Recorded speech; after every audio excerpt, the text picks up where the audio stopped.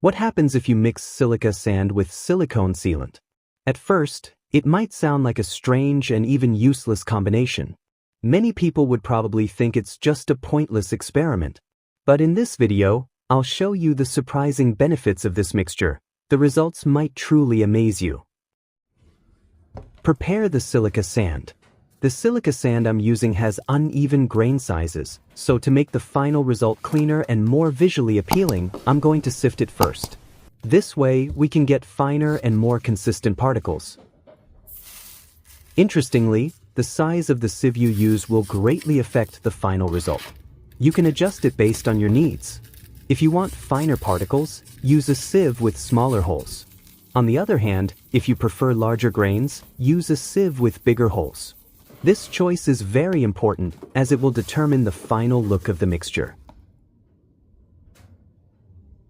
After getting uniformly sized sand, it's time to move on to the next step. Prepare an empty container, then pour the silicone sealant into it. Pour it slowly so the silicone can settle properly at the bottom of the container.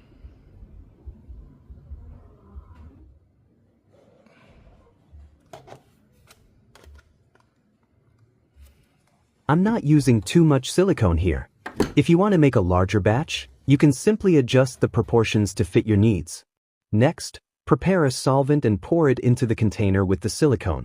Do it slowly to ensure a smoother and more effective mixing process. The solvent I'm using is PU thinner, which stands for polyurethane thinner. It's commonly used to dilute polyurethane-based materials, and it also works well to soften silicone, making it easier to mix with other substances. And this is the critical moment. This step will determine whether the mixture turns out perfectly or fails completely. So make sure you do it right. To make the mixing process more effective, I'm using 2 cable ties attached to the end of a wooden stick. Then I trim the excess so they're not too long. And just like that, we have a simple mixing tool that helps blend the materials more efficiently. This mixing process must be done carefully, because it's the key to the success of this mixture. Make sure both materials are fully and evenly combined.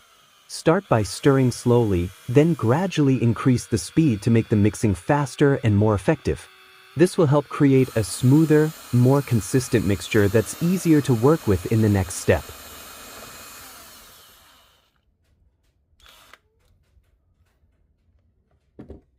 Notice when the liquid starts to turn cloudy white. This change indicates that the mixture is fully blending and reaching the right consistency. Before moving on to the next step, I'm going to apply this mixture directly onto a plywood surface. This combination of silicone sealant and polyurethane thinner actually has some surprising benefits. And the final result might truly shock you. The application process is actually very simple. Here, I'm just using a regular paintbrush. When applied, the liquid looks very thin, almost like water that simply wets the plywood surface. But that's where the hidden secret lies, and I'll show it to you. I also added tape to the plywood surface so we can clearly see the difference between the coated and uncoated areas.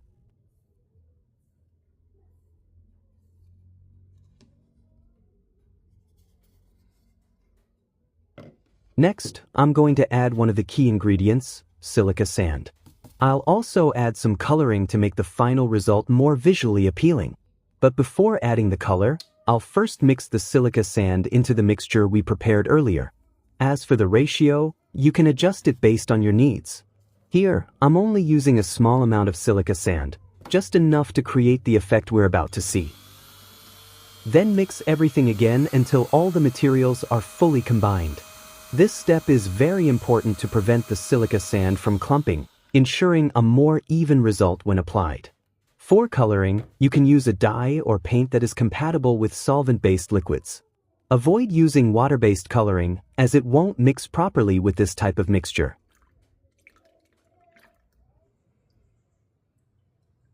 After adding the coloring, you can stir it slowly using just a wooden stick. The paint I'm using mixes very easily with the solution, so there's no need for a mixing machine. Simply stir gently until the color is evenly distributed. Now that everything is ready, It's time to apply the mixture onto the plywood surface. Apply it just like you would with regular paint. Brush it on gently and carefully, don't press too hard. This is important to prevent the silica sand from being lifted by the brush, ensuring a smooth and even finish.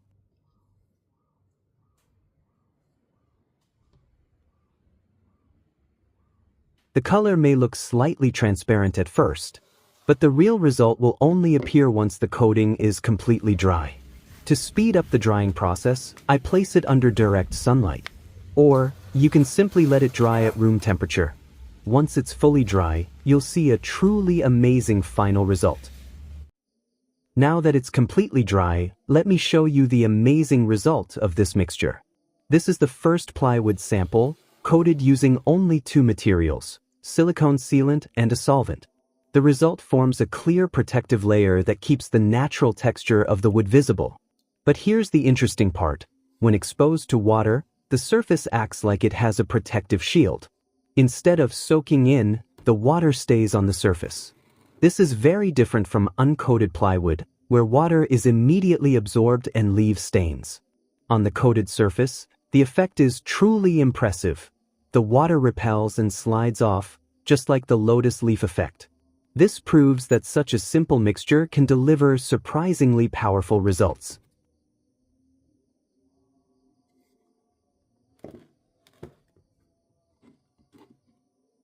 For the second plywood sample, unfortunately the process wasn't recorded on camera. But don't worry, it's still the same mixture as before, with the addition of a small amount of silica sand and no coloring. The result creates a different and more unique texture. The silica sand sticks very strongly, giving the wood surface a completely different character. Interestingly, the effect is still the same as the first coating. It prevents water from soaking into the plywood. Unlike an uncoated surface, which absorbs water immediately and leaves stains. For the third result, this mixture includes added coloring. The outcome is far more visually appealing. The wood texture becomes more unique, vibrant, and perfect as a creative variation for your home furniture. And once again, the effect remains the same. It repels water, preventing absorption and making the surface more durable. What's even more interesting is that this mixture isn't limited to plywood. You can also apply it to solid wood, creating an even more stunning and aesthetic finish. This is a unique discovery made from simple materials that many people often overlook. But with a bit of creativity and knowledge, even the simplest ingredients can turn into something truly remarkable. Who would have thought such a simple mixture could produce such an amazing result? If you haven't subscribed to this channel yet, make sure to subscribe now. There are many more creative and interesting ideas that we'll continue to share with you. Thank you for watching, and see you in the next video.